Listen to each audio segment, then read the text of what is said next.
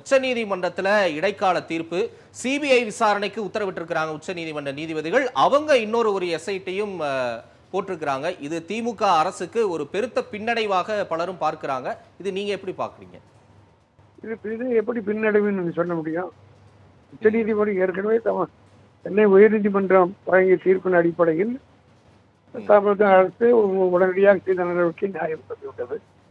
இப்பொழுது உச்ச நீதிமன்றம் இன்னொரு கமிட்டியை அமைக்கிறது. அதிலே கூட அரசின் மீது எந்த குறையும் அவர் சொல்லவில்லை. அதாவது என்ன சொல்றாங்கன்னா, நம்பிக்கை இல்லாத இன்வெஸ்டிகேஷன் மீது இருக்கிற போது ஏற்கனவே டிசைடட் கேஸ் இருக்கு, அதனால சிபிஐ என்கொயரி பண்றோம்னு சொல்லியிருக்காங்க. ஆனால் அதே நேரத்தில் சிபிஐ வழக்கை தமிழ்நாட்டை பொறுத்த மட்டும் பல வழக்கையில் நாம் பார்த்திருக்கிறோம். உதாரணத்துக்கு உங்களுக்கு கவனத்தை நான் கொண்டு வருவது, 2016ஆம் ஆண்டு தேர்தலில் 570 கோடி ரூபாய் நடூர் ரோட்டில் கண்டெய்னர் பிடிச்சதா திராவிட முன்னேற்ற கழகத்தின் சார்பில் நாங்கள் புகார் கொடுத்தோம், நடவடிக்கை எடுக்கல. அதனால் நீதிமன்றத்தை நாடினோம். நீதிமன்றம் சிபிஐ என்கொயரி போட்டு 10 வருஷம் ஆகுது. இதுவரையிலே ஒரு எஃப்ஐஆர் கூட போடவில்லை. 570 கோடி மக்கள் பணம், யார் பணம் என்பதை இதுவரையிலே கண்டுபிடிச்சு சிபிஐ சொல்லவில்லை. அதே போல நேருடைய தம்பி ராமஜெயம் வழக்கும் சிபிஐ விசாரித்துக் கொண்டிருக்கிறது. இதுபோல் பல வழக்குகள் இருக்கிறது. அவையெல்லாம் எவ்வளவு காலதாமதம் ஆச்சு என்பது எல்லோருக்கும். அதே நேரத்தில் தமிழ்நாட்டிலே இந்த 4.5 ஆண்டு காலத்துக்குள் அண்ணா பல்கலைக்கழகத்திலே நடைபெற்ற அந்த சம்பவத்துக்கு தமிழ்நாடு காவல்துறை நீதிமன்றத்திலே வழக்கை போட்டு விசாரித்து அவருக்கு தண்டனையும் பெற்றுக் கொடுத்து விட்டார். அதே போல பரங்கிமலை ரயில்வே நிலையத்தில் ஒரு பெண்ணை கொலை செய்து தள்ளி கொலை செய்த ஒருவருக்கு தனி நீதிமன்றம், சிறப்பு நீதிமன்றம் அமைத்து அந்த வழக்கை முடித்து தூக்கு தண்டனை வாங்கி கொடுத்தது தமிழ்நாடு போலீஸ். ஆகவே இதெல்லாம் எவ்வளவு துரிதமாக முடிக்கப்பட்டது.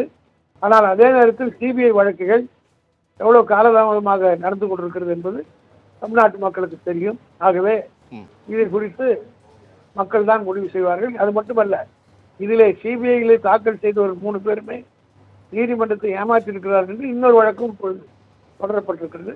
அந்த முடிவு வந்த பிறகு இறுதி முடிவு மக்கள் மத்தியில் எடுத்து சொல்ல நியாயமானது. இந்த வழக்கு சிபிஐ விஜய் சொல்லியிருக்கிறார்.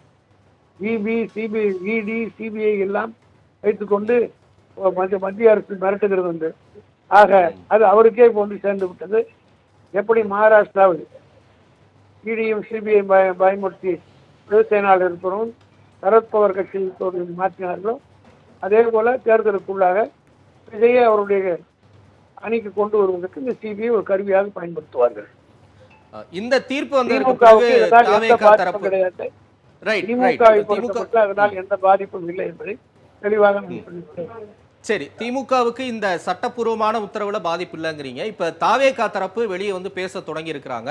இப்ப ஆதவர்ஜுனா பேசியிருக்கிறாரு. தாவேகாவை முடக்குவதற்கு திமுக முயற்சி மேற்கொள்கிறது. காவல்துறை சொன்ன எல்லாமே நாங்க பின்பற்றினோம், கடைபிடித்தோம். ஆனா திட்டமிட்டு எங்களை முடக்குவதற்கான எல்லா முயற்சியும் திமுக எடுத்துக்கிட்டு இருக்கு அப்படிங்கிற விமர்சனத்தை இன்னைக்கு அங்க இருந்து பேசுகிறார். இன்னும் பொறுத்து இருப்பாங்க. அவர் எந்த கட்சிக்கு வர்றாருன்னு சொல்ல முடியாது. அதனால அவருடைய பேச்சுக்கெல்லாம் நான் 63 ஆண்டு காலமாக ஒரே இயக்கத்தில் இருக்கக்கூடியவன். ஆகவே இதுபோல் கட்சி மாறி அடிக்கடி நிறமாறுகிற பூக்களுக்கெல்லாம் பதில் சொல்லிக் கொடுக்க முடியாது. நன்றி திரு ஆர் எஸ் பாரதி. இணைப்பில் உங்களுடைய கருத்துக்களை பதிவு செய்தமைக்கு.